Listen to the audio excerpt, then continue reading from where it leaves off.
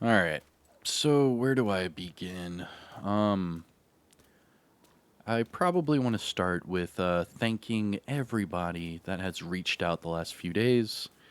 There was a reason why I was not posting as much this previous week as I normally would. And probably during this video and the next few videos, you'll hear me either out of breath or maybe I'm editing the audio in certain ways. And it's all because of the same reason. So, a lot of you might know that I was in the military. And I don't really talk about it too much because what I did in the military is controversial to some people and it's, classified to most people. But regardless, let's open up that can of worms just a little bit. I am a disabled combat veteran. That means that I am a prior military service member who went to war, and because of things that happened during my stay, I am forever. What's the word I want to look for here? I am forever scarred. It's a permanent scar, I guess you could say. Now, there's multiple things with, disabled combat veterans, most it's PTSD, some, they actually get like injured, some, they actually die. In this case, for me, my biggest hurdle that I have to go through in life is upper respiratory. I have permanent upper respiratory damage due to burn pits in Afghanistan and Iraq. I've been to both places several times, and we would fly. How would so unpressurized? I'm sure a lot of you might not know what unpressurized is. That means that whenever you're in a commercial, airplane, they pressurize the cabin and you don't, get altitude sickness. You can go up to 35,000 feet or whatever, and you're good to go. Well, what I used to fly on are called AC 130 gunships. Now, a lot of you that have played Call of Duty or whatever, you might know what a gunship is, or you might have seen a video game with a gunship or played gunship zombies or something like that. Well, I actually did it for a living. I flew on gunships. I was a Spectre. And the motto goes, if you ain't Spectre, you ain't ish. But I'm not going to cuss because of YouTube. But anyways, what I was trying to talk about is the unpressurized part where we would fly into altitude and we would never pressurize the cabin. So if we went too high, we would have to put on oxygen. Well, in places in Afghanistan, they have burn pits that are all over, the runways, right outside the runway, right off the runway, what have you. And not only were our planes parking spots, not only were the parking spots of our planes right next to a burn pit, but we would have to work around, fly around, and basically live around a burn pit. And because of that, I have upper respiratory issues for the rest of my life. I have to take medicine every single day. I have to take vaccines every single year. And I have to wake up with, some sort of medicine, go to sleep to some sort of, help. And it's all breathing related. Now, why am I talking about this? Well, every once in a while, I'll have a flare up, if you will. And this one was pretty bad. I was actually in the ER for a little bit, and I couldn't breathe. And it's just a part of it. Every once in a while, I'll get some sort of infection, what have you, and I'm gonna be inoperable for a little bit. But because of my previous career, I'm able to um, you know progress in this career.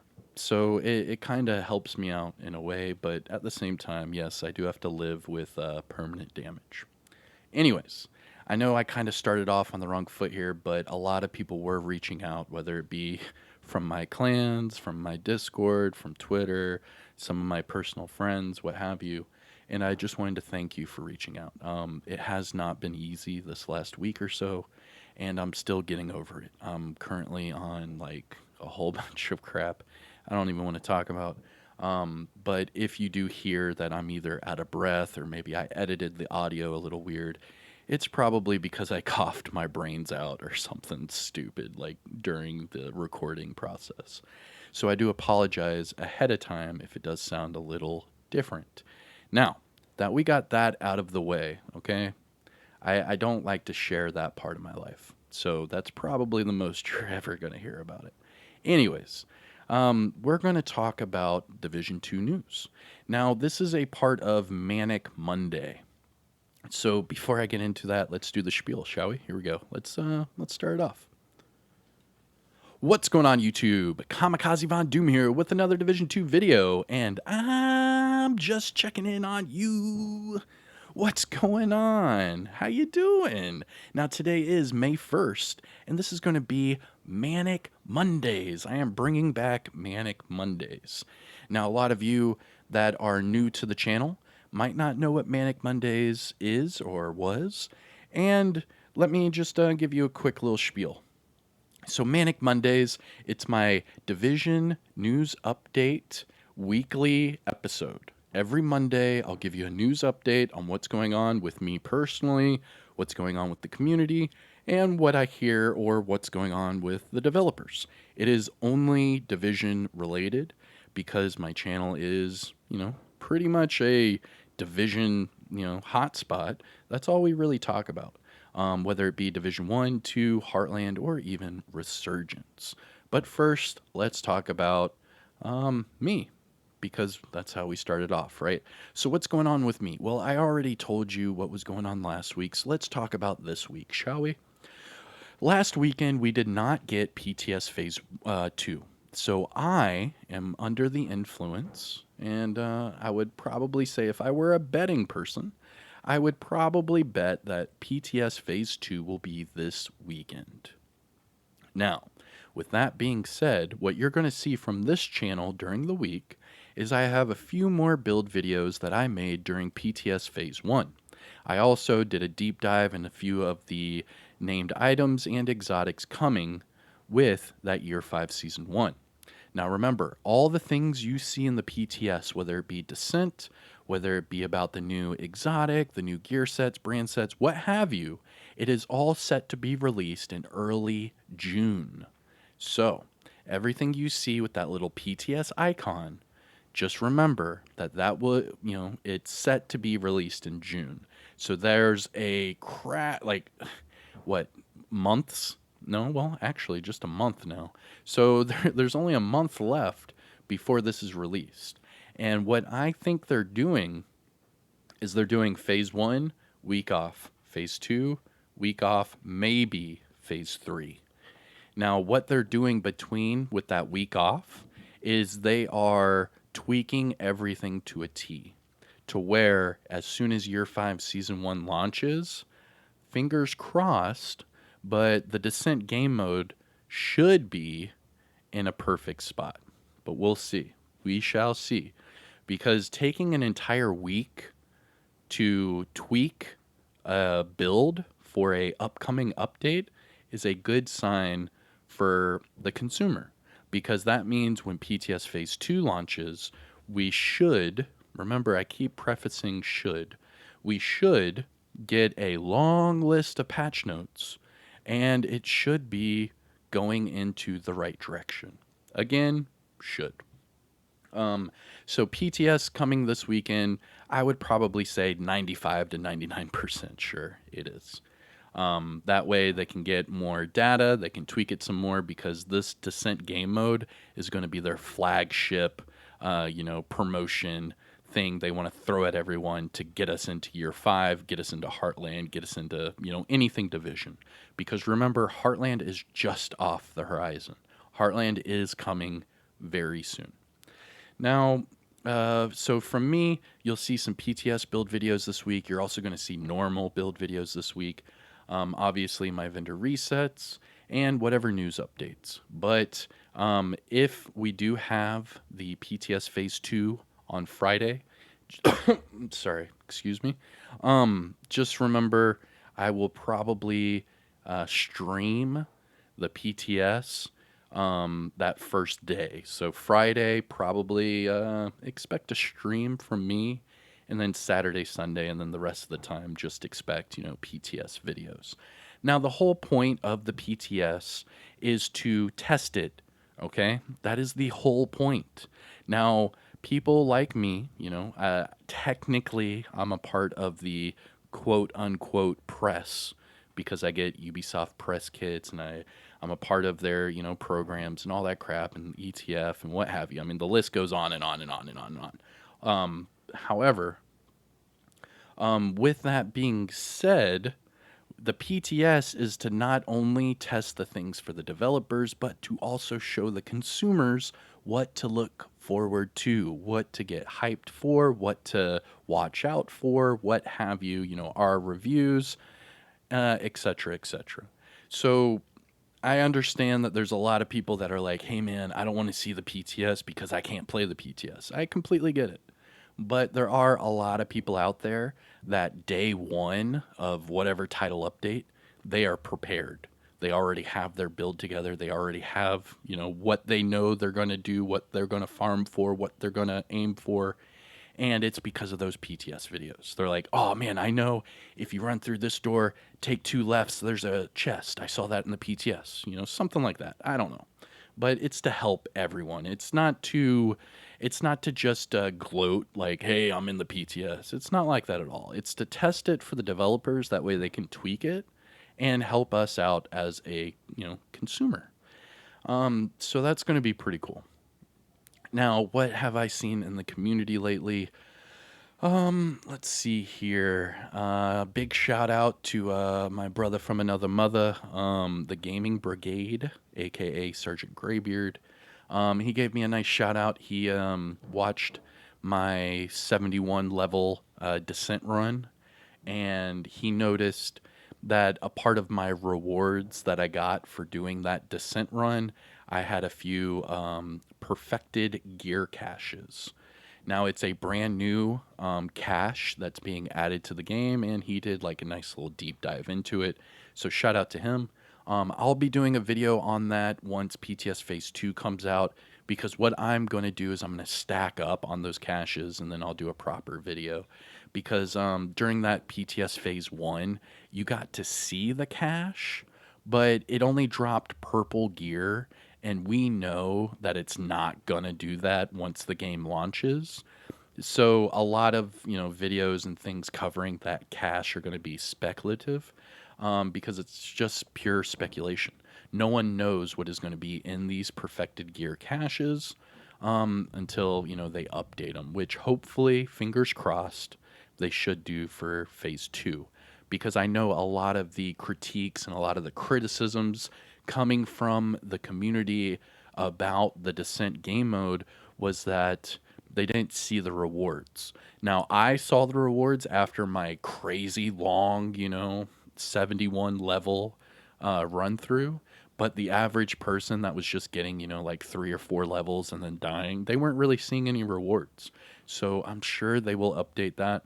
They also said that there will be more rewards coming. They just have not specified what they are going to be as of yet. So look out for that as well.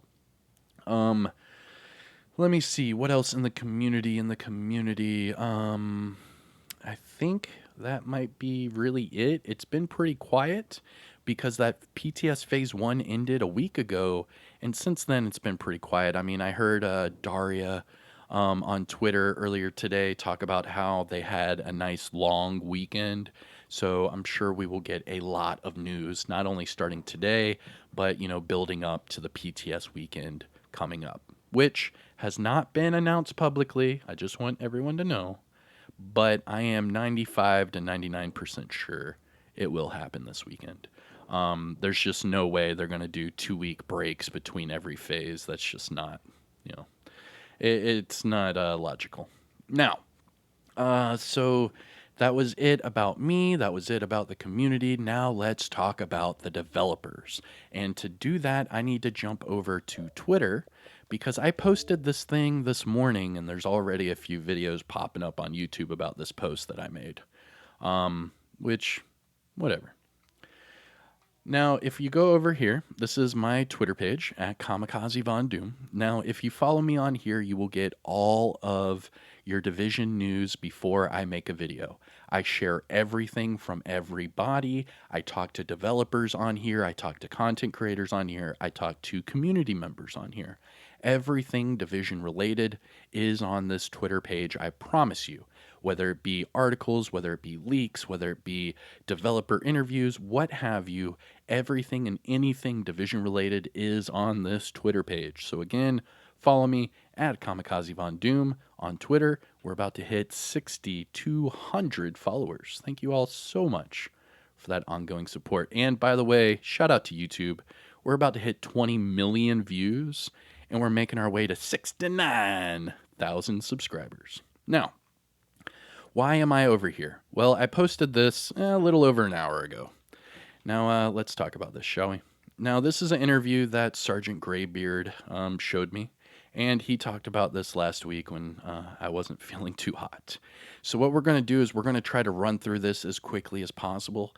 This was posted a couple days ago, and again, shout out to Sergeant Graybeard for throwing this at me. Now, this is from a news site that I've never really heard of. If you've heard of this news site, shout them out, whatever, I don't care. But let's go ahead and read this. This is all about year 5, and it is from Yannick. Yannick is the creative director. If you don't remember back whenever year 4 first started, he joined us and we all tested out Countdown together, and then we were talking about how adding difficulties and all that would help, and then sure enough, he listened to us, and that's exactly what we got. Yo, how many ads are we going to get in this freaking dude? We are going to see so many ads during this read. All right, that was one ad, so we'll see. Well, there's ad number 2. So this interview, and it is titled The Division 2 Interview Ubisoft Massive Talks About Year 5 Support. Now remember, this is from Yannick. In case you didn't know, Ubisoft revealed, dude, all of these ads are going to make me go insane. How do I... Oh my gosh, I'm not interested. Okay, in case you didn't know, Ubisoft recently revealed that The Division 2 would be getting a full year of support this 2023 with Year 5. Before it was initially announced, this company had the chance to talk to Yannick. Now, they asked him a few questions about crossplay and why it took so long to see a proper Splinter Cell crossover event and more. Now, remember the crossover event, quote unquote, all it is you're going to be able to unlock the Sam Fisher outfit. It looks exactly like the one from Division 1. A lot of people are losing their ish over this and getting really excited. But again, it's the exact same Splinter Cell outfit from the first game. Nothing crazy. It'll look cool, and yeah, I'll unlock it and show you guys all of it. But again, calling it a crossover event, I mean, yeah, you can, but it's one outfit, and that's it. So I'm not sure, what else is going to, happen with this crossover event. And by the way, full disclosure, I haven't read this interview. I posted it on Twitter, a little over an hour ago, and I waited for this video to fully read it. So here we go. So the first question is, will we ever see a native PS5, Xbox Series XS version of The Division 2?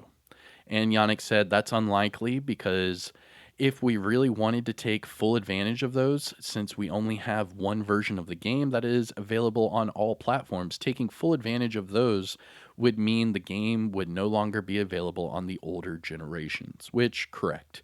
If they were to make a full update to make the entire game, next gen. That way, those high-end PCs can like run, some crazy FPS, and then, the next gen consoles could run it at 120 FPS. That does sound amazing, but remember, PS4 and like Xbox One, they struggle with even doing 60 frames. I mean, try to get them to do like 120 frames like the new generation consoles would do is next to impossible. And then that's same with crossplay. They're not going to do crossplay either because the game is too old. They're going to wait for the next game. And remember, Heartland, Resurgence, everything coming from Ubisoft, even Division related, everything is crossplay from now on. So you don't have to worry about that. The Division 2 is the only Division game left that is live service that is not crossplay from Ubisoft. So yeah. Let's see here. And remember, by the time Division Heartland and Division Resurgence and all of those games come out, Ubisoft Plus and Ubisoft Connect will be on every platform and connected. So that's how they're going to do the cross-play, cross-save, is that you're going to have to link all of your platforms, all of your consoles and PCs and everything. As long as you link all of those to the same Uplay account, you should be fine. That way, it doesn't matter what platform you play on, it'll save that progression and keep you going. And that's why, right now for the Division 2, I play on Xbox, PlayStation, and PC, and it's all linked to the same account. To where as soon as, Heartland or something else comes out, and I jump on PlayStation or Xbox or PC or what have you, it'll all be on the same account. Okay. Now, next question. It says, interestingly enough, a lot of people throughout the Division 2 wouldn't be getting any more major content drops, especially after the studio planned for Title Update 12 to be the last major update, and then started re-releasing seasons in 2021. Yeah, we remember. It was like a year and a half of just reruns. It was crazy. Then the State of the Game dev streams ending as well. Yeah, that's right. The State of the Game ended. Hamish left. All the major developers pretty much left. And then Yannick, Pale, and a few others started rebuilding their teams. And add in how Massive is now doing a big Star Wars game, which also they're doing a big Avatar game. Can you explain what happened and how we're pivoting now to a full year 5 support? All right, so here's year 5 from Yannick. Now, Yannick says, it's crazy when you think about it, huh? That's the beauty of it. It's been quite a real roller coaster because, yes, the plan was after Title Update 12 at the end of 2020, the plan was to stop supporting the Division 2. Because as the question mentions, we started working on Star Wars.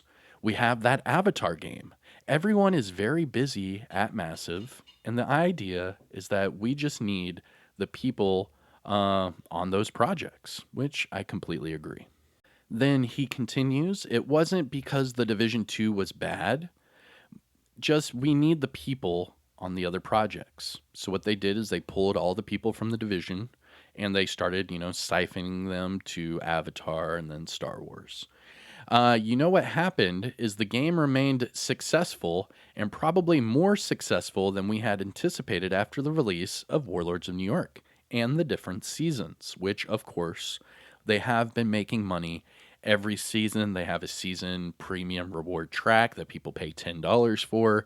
And during the seasons, they have multiple apparel events that cost, around $20 US to get all of the items for those apparel events. So they are making quite a bit of money.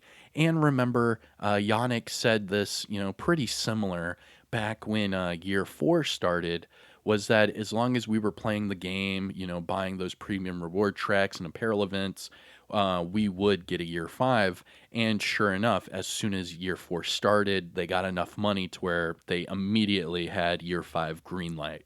And it's pretty awesome. Now it says, really, everybody wanted to, but the main challenge was that we needed people. The people that we had on the project moved on to other projects, and we just can't recall them and say, hey, come back to the Division. That was the main challenge for us, was finding a team, and we did with Ubisoft Bucharest. Now remember, right here, Ubisoft Bucharest, this is the Ubisoft Bucharest that developed Countdown. They solely developed Countdown. They made that from the ground up. And remember, Yannick said that the year or year and a half of us sitting around, rerunning content, during that year and a half, they went to Ubisoft Bucharest. They had to teach this Ubisoft Bucharest team, the ins and outs of the Snowdrop engine that, Massive has, developed. And what they did is they taught them how to do that and then let them develop Countdown from the ground up, which visually is a lot of fun. The inner workings of it is questionable. A lot of people have mixed reviews on it. I personally think that Countdown is the best way to farm gear and the best way to level up your expertise. But again, that's just my opinion. Now back to Ubisoft Bucharest. This team is also the team that's been working on Descent. So they have already worked on and finished Countdown, which was the first new game mode we got with year 4. And then with year 5, we will be getting Descent. Now, back to what they're saying here. And then Yannick continues. He says, since it's been a great collaboration between Massive and Ubisoft Bucharest, what we're seeing in year 5 now, it is the real result of it. The time we took to Ubisoft Bucharest for them to learn the engine, this is exactly what I was already saying. The time we took to Ubisoft Bucharest for them to learn the engine, learn the game, us learning to work together in a way where we're flexing our muscles of running a live service game. I mean, this is all, reigning true, and it's, exactly what I was already telling you. And it says right here, Yannick continues, we learned a lot with year 4, which was our first real year of content after we started. We resumed production. Now remember, year 4 is the start of the new development team from Massive and Ubisoft Bucharest. Prior to that, we only had Ubisoft, Massive, and Red Storm working on the first year and Warlords of New York. After Warlords of New York, Red Storm departed and started developing the Division Heartland, and then Ubisoft, took their game to other studios and started doing some other stuff. And then as soon as they were greenlit for more content, they found another studio, being Ubisoft Bucharest, and bada bing, bada boom, there's your new big duo right there. Now, there are smaller Ubisoft teams that do little things here and there for the Division 2, but primarily you have Ubisoft Massive as the flagship development team for the Division 2, and then you'll have Ubisoft Bucharest right underneath Massive, helping them out with the game modes and things like that. Now, the next question for Yannick. Will we see the State of the Game dev streams return as a part of year 5? Now, the State of the Game, that was primarily Hamish. Hamish was I forget his old title. I want to say it was creative lead. And what he did is he, kind of ran State of the Game.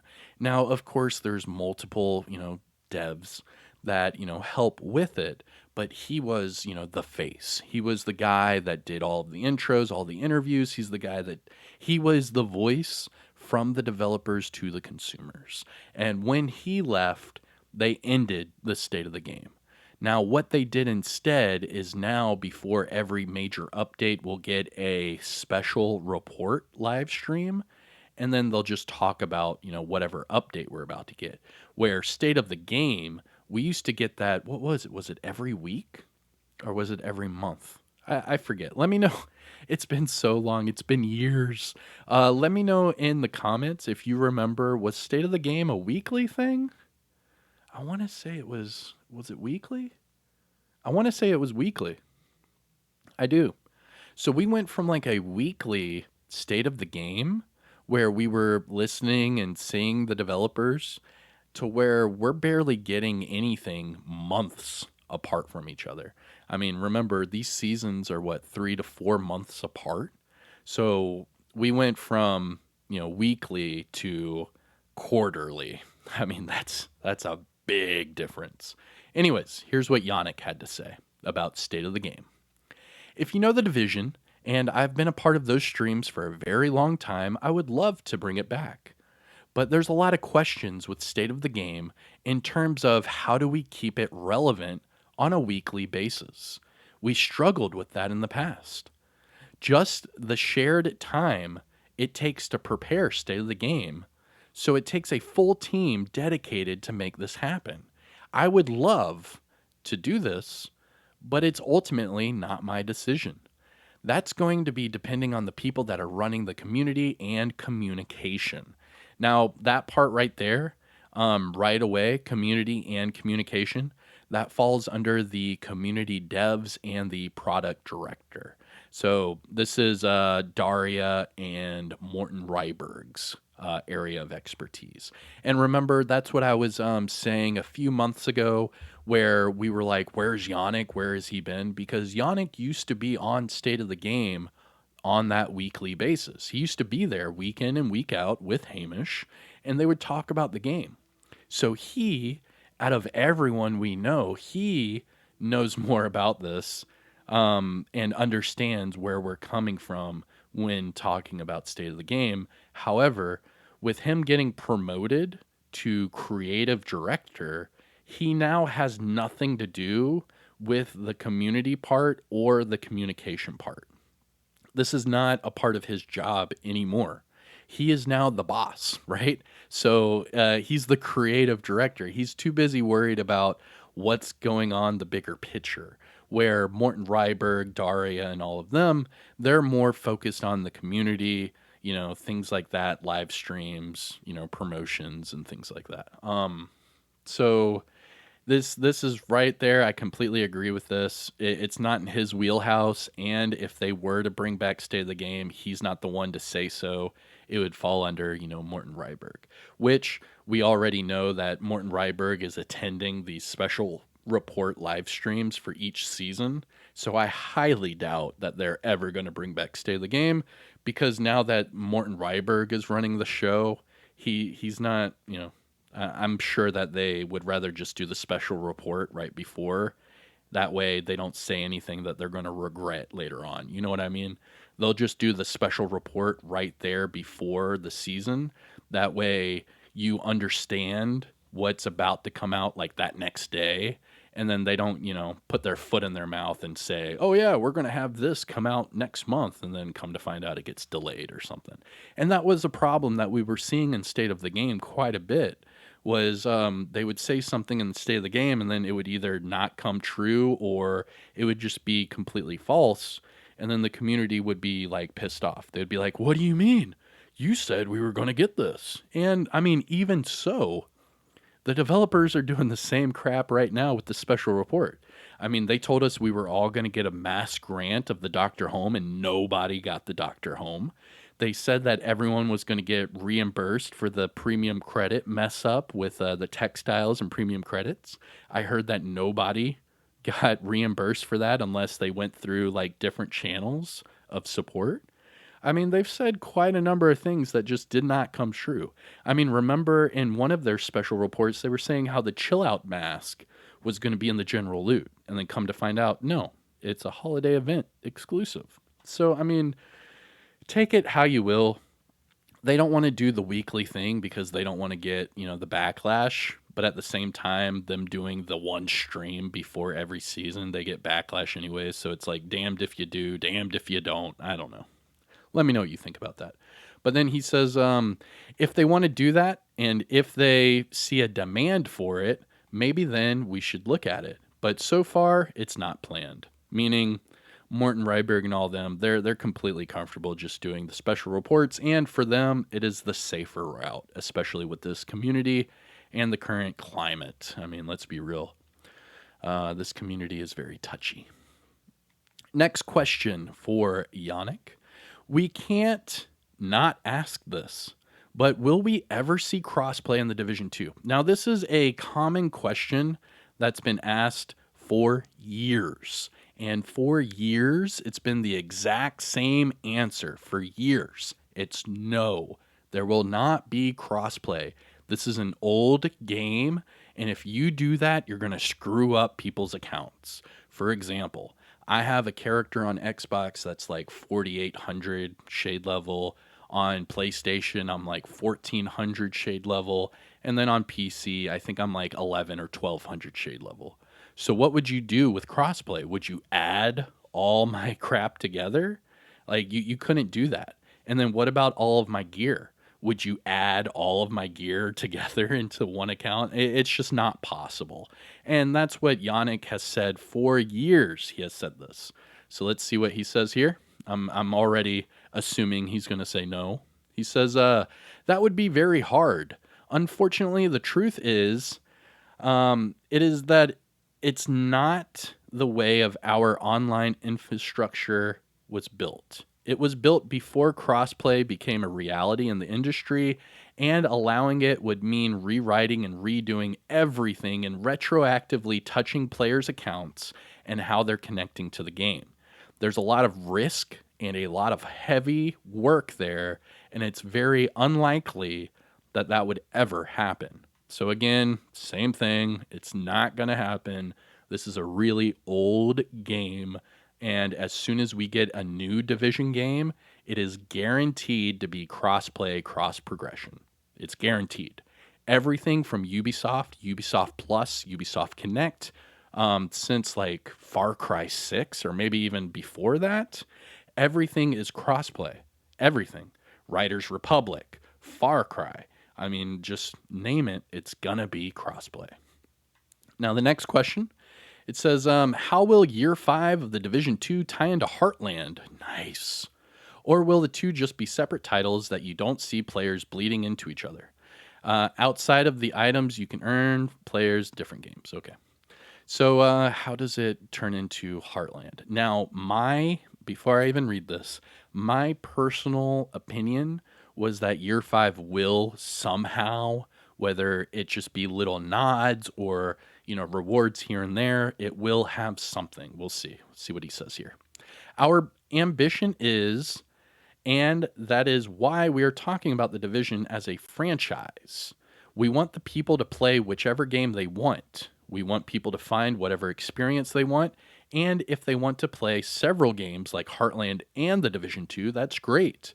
We are going to make sure that they are rewarded for it and for us. What matters is that regardless of the Division game you play, you are a Division player to us. That is no answer at all. He did not answer the question. That was such a good deflection. That's a good one. I mean, he says they will be rewarded, but he doesn't say any. That's good. That's a really good one. And then he continues. Yannick says, you're going to be rewarded and you're going to get incentives to connect into one game or the other. We are very connected to Heartland because we know Red Storm, and we've worked together for a very long time. We have a lot of ideas and hope that some of these things we could do together. We will be working hand in hand for sure. Whoa. Okay. Interesting. Now, remember, Red Storm is not taking any notes or anything from Massive for the Division Heartland.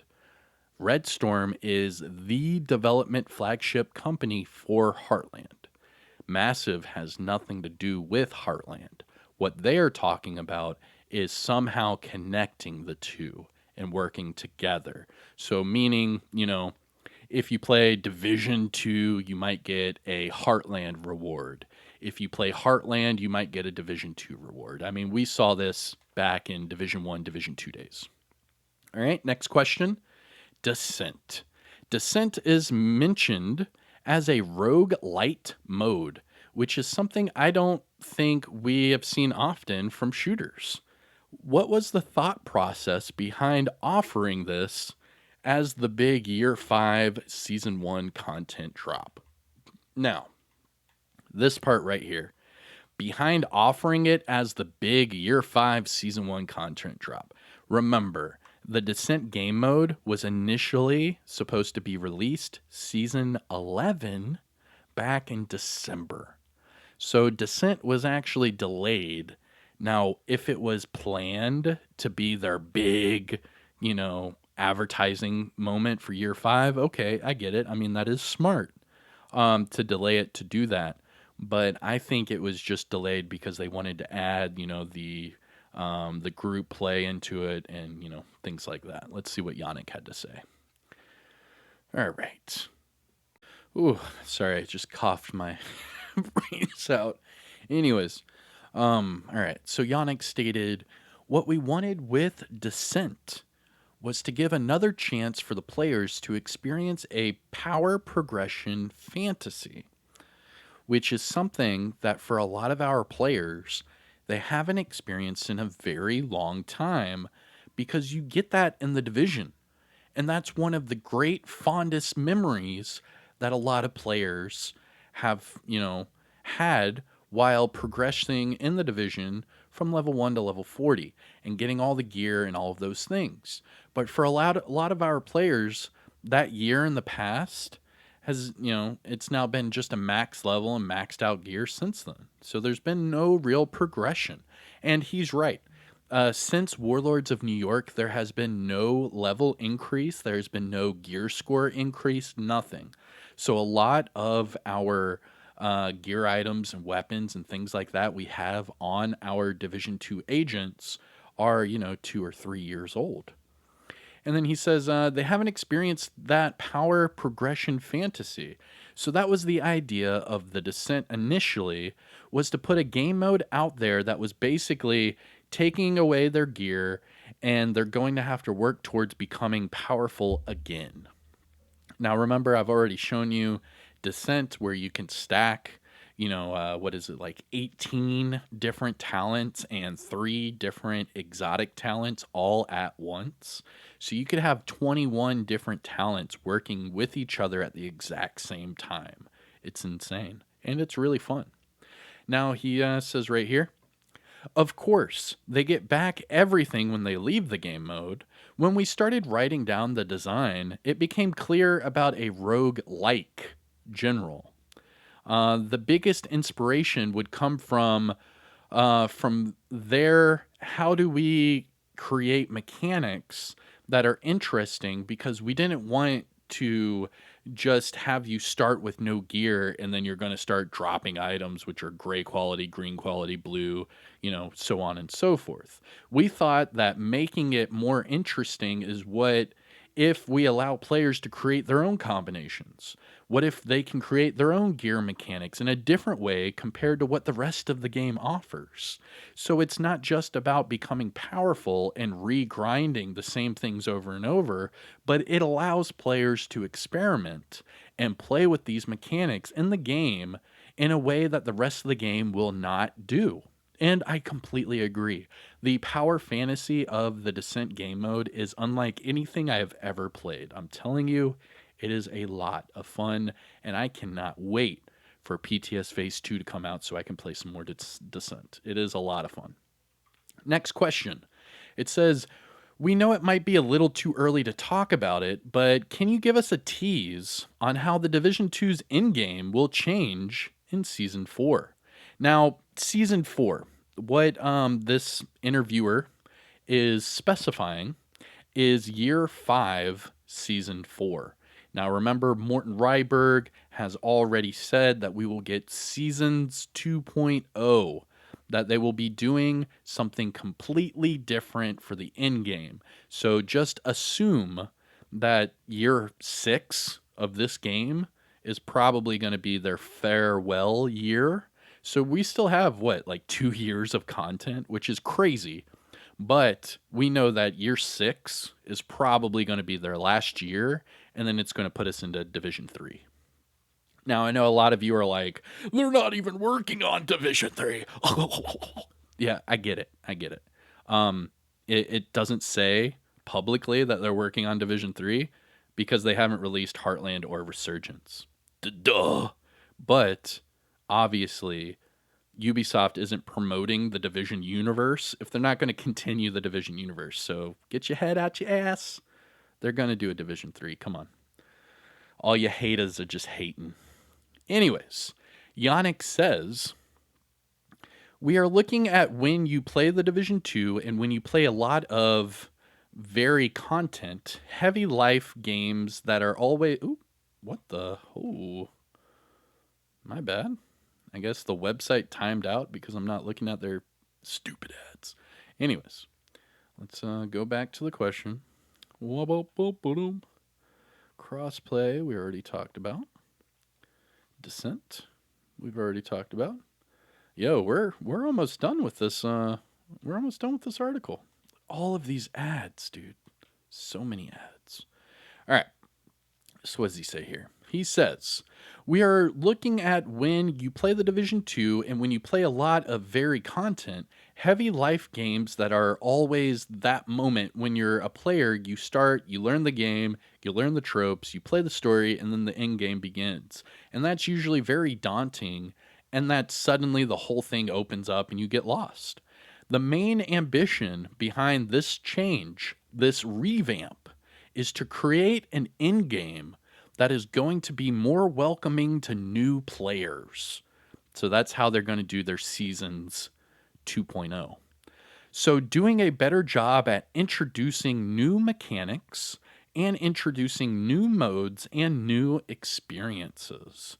Really trying to give a purpose to each one of them. So it's not just, I want gear so I either play Countdown or play main missions, or I can play the Manhunt and everything gives you the same rewards. It's trying to find ways so that there's a reason why you play this versus that, depending on what you're after. Interesting. So you remember earlier in this video, I was saying how Countdown is like the best way to get gear and expertise. And it's funny because that's basically exactly what Yannick says right here. Okay. Next question. Oh, no, he's continuing here. And then Yannick continues. He says, in the terms of cadence and how we are connecting all seasons, you can expect a big overhaul of seasons with season 4 and how seasons are built and how seasons are rewarding players. It's really about the general structure of it. Why do we come back to the game? What do you want when you come back? What kind of rewards are you after? And really trying to have something that takes all of those pieces and reconnects them in a way that makes a bit more sense compared to what we have now. And I completely agree with all that. So Seasons 2.0 sounds interesting. I'm down. Next up, the next question we have. Why did it take so long to make a proper Splinter Cell crossover with the game, aside from the Easter eggs? All right, this is really not a smart question. It's obviously just marketing and timing. They did the exact same thing with the Splinter Cell with the Division. It was like years down the road, and then we got a Splinter Cell outfit. I mean, it's just the way it is. It's a part of marketing and crossing over multiple games. It's just a marketing tactic to get people aware of Splinter Cell. Remember, they are doing a Splinter Cell remake, I'm pretty sure, right? Let me know in the comments if you can elaborate on the Splinter Cell. But I'm pretty sure they're doing that. So doing a crossover event in the Division 2 is just going to promote Splinter Cell's IP and get everyone over there. I mean, pretty self-explanatory. Yannick said, I don't know why it took so long for this opportunity, but we saw that here in Descent is a NSA space, and you're going into an NSA research center. We started thinking about any NSA, and immediately we thought about Splinter Cell. That was kind of the fun for us to do, to try and hit it and play with references. That's why you have a color green. What? That's why you have the color green and these kind of things in the Descent. So the green on your watch in the Descent game mode is a reference to Splinter Cell. What? From there, we thought, okay, well, a Splinter Cell can also be a fun thing, and we wanted to add a Splinter Cell outfit, which we know a lot of people have been waiting for a very long time. Oh, so that you can have the Splinter Cell outfit, have the green goggles, and have a green watch. Interesting. I don't know why it took so long, but it sounded like a great opportunity to bring in some Splinter Cell elements into the division. Okay, fair enough. Oh, right here, we see the melee weapon from Heartland right here. And this is a Heartland image.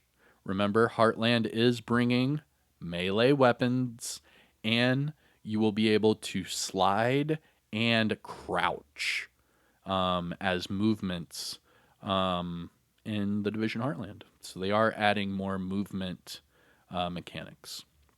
And we are in the very bottom part of this interview. Next question. With Heartland in testing and seemingly set for release soon, does this mean the Division 3 isn't in development, or that Heartland, in effect, the Division... Oh, they're asking if Heartland is Division 3. Again, this has been answered a dozen times. Heartland is not the Division 3. Heartland is a standalone game within the Division universe. It's going to be free-to-play, survival light. Okay. With that, Yannick says, Heartland is its own thing, and they're working on Heartland. We're working on the Division 2, and that's the focus. I mean, duh. Red Storm's working on Heartland. Massive is focusing on Division 2. Obviously, after the release of Heartland and Resurgence, they will be looking at the Division 3 and probably the Division movie to come out near the same time. Next question. Does the dev team have a primer of sorts for those returning to the game after a long break? Or what about those entering the franchise for the first time? Yannick responds, as I mentioned, we hope a lot of people will come back and a lot of people will start the game. Seeing how it's been supported and how ambitious we are with our plans, we want to make sure that players coming back or experiencing the game for the first time experience something that is welcoming, where we're really onboarding you to teach you all the right things. We are definitely taking over to heart, and that one of our main drivers, as I mentioned earlier, that's one of the main drivers behind the in-game change. The in-game restructuring is what we're going to do in Year 5, Season 4. So absolutely, we are aware of that, and that's going on, and the real focus is on Season 4. So basically, we're going to have a lot of the same stuff for Year 5 all the way up until Year 5, Season 4. Once we get that, we will get the introduction into Seasons 2.0. And yeah, we'll see what the end game looks like then. Now, with all that said and done, that is everything on the news front for today. I'm sure if we get any breaking news later on, I'll make a separate video. But that's it for Manic Mondays. Thank you so much for stopping by. It took me a long time to record this through all the coughing and whatnot, but I do appreciate your patience. If you found this video helpful or informative in any way, shape, or form, please hit that thumbs up. Support the channel by subscribing, and don't forget to follow me on Twitter at Kamikazevondoom. I'll see you in the next one. Take care, everyone. Have a good day. And yeah, peace out.